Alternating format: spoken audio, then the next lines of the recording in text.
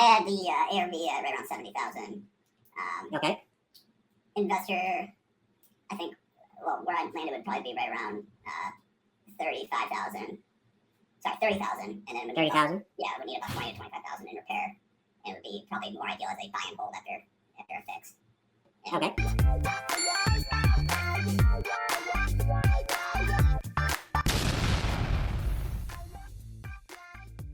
Who wants to go first?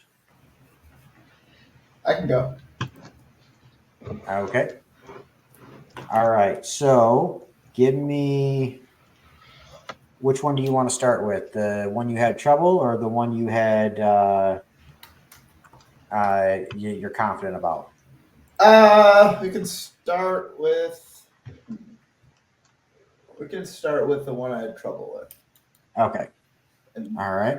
Purely, mostly because I didn't go in the house. But I'll give you the address. It's 23814 Willard Avenue. It's in Warren. Willard, Willard, Ah, there it is. I don't know why and I was just using Zillow for this. So. And that's perfectly fine. Yeah. So most of this details you can get out of Zillow as well. Yeah. So I just use batch leads because that's what I have available to me. I don't have. Right. Yeah. So, okay. So a lot of times here, I look at the map to see where we're at. So we're on the east side here. Okay. So let's see. So because I know this area, like you want to go a half mile, but you don't want to go below, you don't really want to take comps below 9 mile. Totally agree. Okay. So let me take a look at this property here first off. And the reason I struggle with this because there weren't really any pictures from what I saw, but it's a double lot. It's a ranch. It's small, but still, north of 9 Mile. Yep. But, the note says needs full rehab. So that's kind of where I was just guesstimating on a little bit of it. Okay. So I'm gonna, did you guys, any of you use my deal analyzer calculator? No. Okay. I did use a deal analyzer calculator, just not yours. And that's perfectly fine. Use whatever means you have to you. Okay. By all means.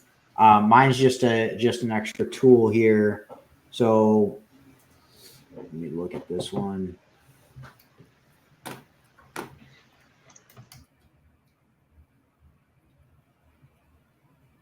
So these are pretty much 2 stories. Okay, so there's this property here and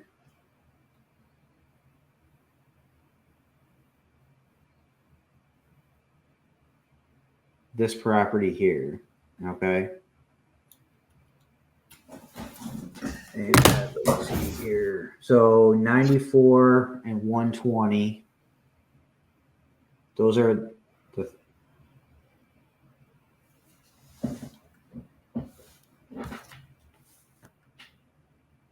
and you can see this is the subject property here. We can probably, this is a decent. I like to try to go for 3 properties. Yeah. Okay. This is a 2-bedroom and their other property is a 2-bedroom. Okay. So let's pull up this one. Okay, that's a 2. And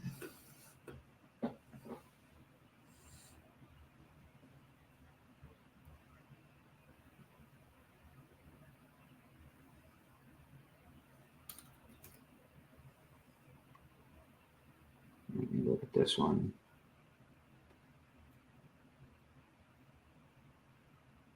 Okay. That one's a 3-bedroom, so can't use that one.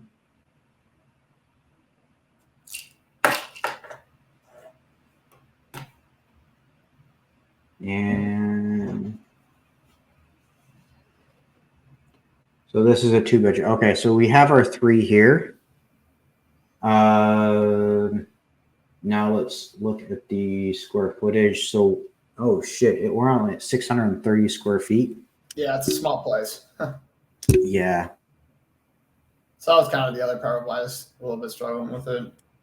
Okay, so 630. So we got, Zillow said 730, but yeah. okay, that's just 506. That's even smaller. Yeah.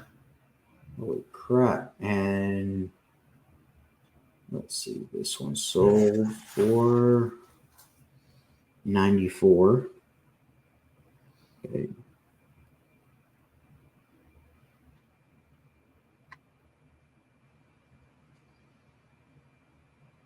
$750, and that sold for 80.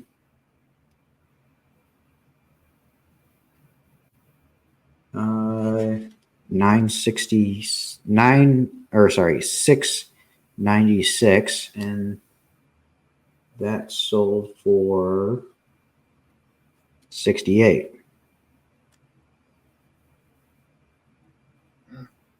Okay, so what I would do is, let me find that.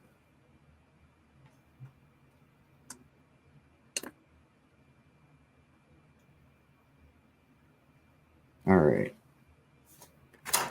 So 506, or sorry, 94,000 divided by 506. That is 185.77. And 80,000 divided by 750. 106.6. And 68,000 divided by 696 is 97.7. So what we're going to do is we're going to take the 97.7 plus 106 plus 106.5 plus 185.77. Take that, and we're going to divide that by 3. That gives us 129.9. And then we're going to times that by our subject property is 630. Mm-hmm. And that gives me $81,893.70. Yeah. So we're saying that'd be the ARV, right? Yeah. So that would be the ARV. Okay. Oh, I The was right at 85,000. So you took the other property's selling price and divided it amongst the square footage of the home. Correct. So what I did was because no two properties, the square footage are not exactly alike. So you got to break it down to price per square foot. Okay. Okay. Now there are some differences where you add a discount. Like for instance, if one of the subject property, or if the subject property is over 1,000 square feet, and you're trying to compare it to something under 1,000 square feet, like say 800, there's a difference, because once you cross that threshold, it's just you got to think of it like a starter home versus, and it has to be the same number of bedrooms and bathrooms as well. Okay. So you got to compare like to like properties. And if you notice, like I was staying away from 2-story houses because it was a ranch. Now you can go even deeper and say, okay, is it a basement, is it a foundation, things like that. but because we had so little to choose from at the moment, and now if I had a lot to choose from, then I would go deeper and deeper into that. And if I truly wanted to, like for instance, if one has a garage and this one doesn't, if one of the properties that sold has a garage, which I believe it does, and our subject property doesn't, then I have to discount that property that sold. Okay. The reason why is because a garage adds value. Okay. A basement adds value. And a lot of times people or investors and homeowners want either both or one or the other. So if it doesn't have either, and it's on a crawl space and it has no garage, that's a double whammy hit. So you got to discount it an extra, say 10% because of that. Okay. And how am I coming up with these numbers? Well, I'm looking at the market and I'm seeing what's the difference between a property that sells the exact same property with a garage and without a garage. Okay. So I'm saying an arbitrary 10% right now, but if you have the data and you have the numbers to support it, then you figure out the percentage that it needs to come down. The more properties, like for instance, if your property is the only property on the block that does not have a garage, it's going to be a higher percentage down because that's what people expect over there. So keep that in mind. So knowing that, we'll call it 82,000 for ARV for simple numbers. Randy, can I ask one question? Yeah, go ahead. Sorry, was this Nicholas's property? Yes. Yeah. In Zillow, he mentioned that the square footage was it larger than what? Yeah. Was saying? Yeah, and Zillow said 730, so it was 100. It's at 730. Okay. Yeah. Have you run into that? And if so, then what do what's the deciding one? Because that could maybe impact pretty heavily. So you have to look at what's true and what's not. So Zillow's not always true. Keep that in mind. Yeah. All right. Usually whatever they have in county record, this data comes from county record, but I'm not saying that this is true. Okay. You got to look to see if they put an addition on or somebody's counting the sunroom as square footage or something like that. Gotcha. So not saying that that's what the case here, but you have to look at all of those options. Okay. Okay. It does look like there's something on there, and the fact that it's on a double lot, it does help it a little bit, only if you're able to say build on the other lot. Yeah. Right. So if you can separate that lot and build on it, then that would be a good thing. Then it'd be worth a little bit more. But if it's say right in the middle of both lots, there's nothing you can do. It's just extra room. You got extra yard, maybe a little bit extra, and that's about it. Yeah. I pulled it up on the BSA while we were talking here. I see it says 630 there, so it might have been whatever that in the back there they're trying to add on, but it doesn't look exactly. Yeah, realtors like to count that for some reason. Yeah. I don't know why. Yeah. So I would stick with the 630 as a fair comp, probably. Okay. So knowing that the ARV, what do you think, like the work that it needs done? Yeah, that's why I was struggling. It probably wasn't a good one to pick. So, no, that's perfectly fine. It's good. Yeah, because I don't have any pictures of it. But if I'm saying that's a 600 square foot house and it needs a full rehab, I put estimated repair. I said $50,000, and that's kind of just a shot, right? So let's go with. Let's see here. And this is the reason why I asked if anybody used it or not. So we'll put 630 and we'll go heavy rehab, large rehab. So this has it as 28,035 just based on the square footage. I think that is low. Yeah. And yes, it's a smaller one, but a furnace still costs a lot. A roof still costs a lot. You know, so I think your I would say right around that 50,000 is good. 30, I would say 40 to 50 Yeah. for a full rehab. Yeah, I was trying to be conservative with it. Of course. So, based on those numbers, like, what is it they're asking for the property? 29.9. 29.9. Okay. So we'll do. All right. So 82,000. We're gonna times it by 70%. That's 57,400, and we're gonna minus. Let's do 45,000 because that's Sure. so the buy price for an investor at 70% rule would be 12,400. Yeah. Then you got if you're wholesaling, you got to back out whatever you want to make Right. So from that price. Yeah.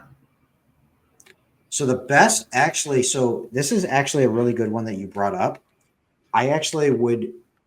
The way I would approach this one is not just, oh, it's not a deal. No, sorry, goodbye. Yeah. This is where you bring in, okay, would you take payments? Yeah. Creative financing. Do you think you can wholesale a creative finance deal?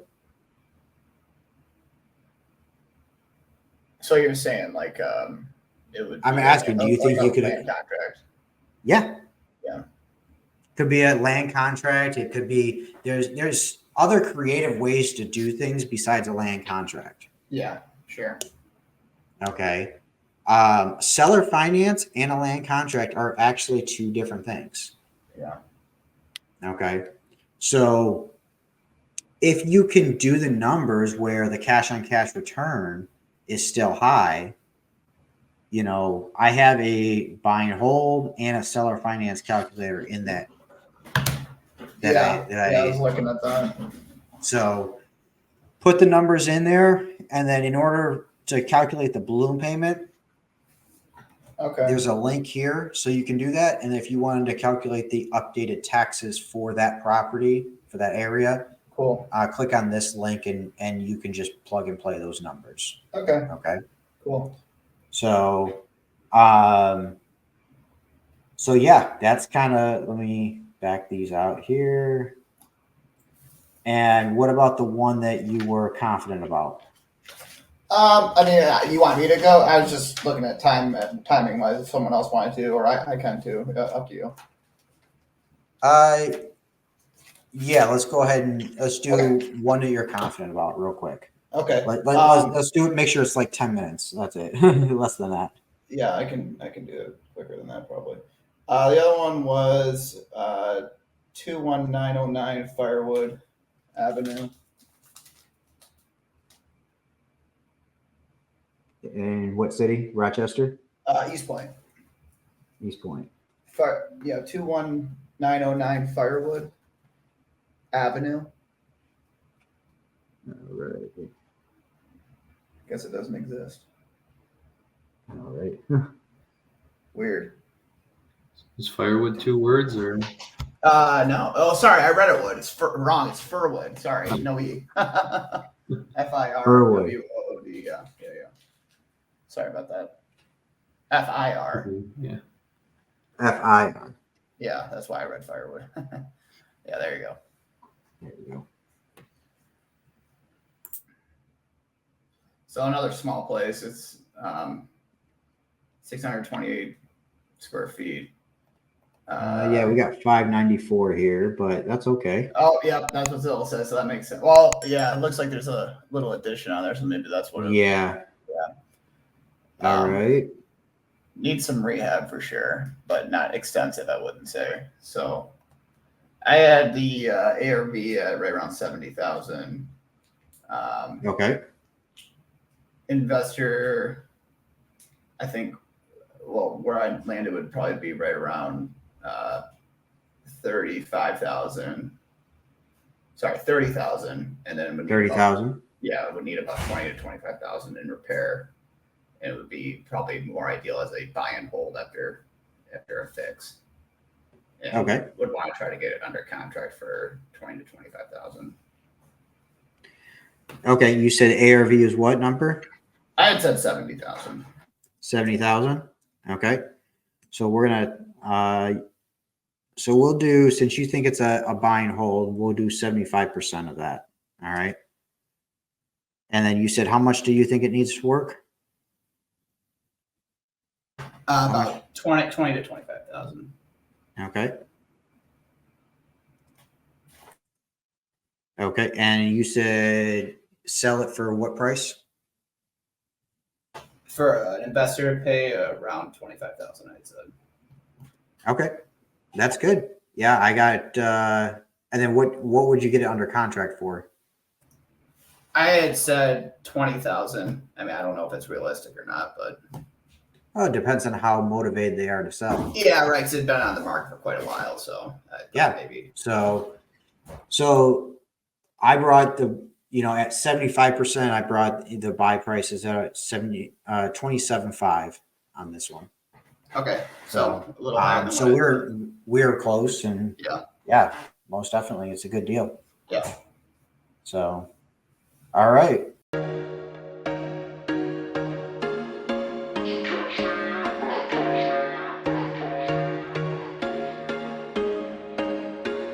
There was once a day that I would pray for you. I'd go and misbehave just so you'd notice too. Sneaking looks up and down from across the room. And damn, what a hell of a view.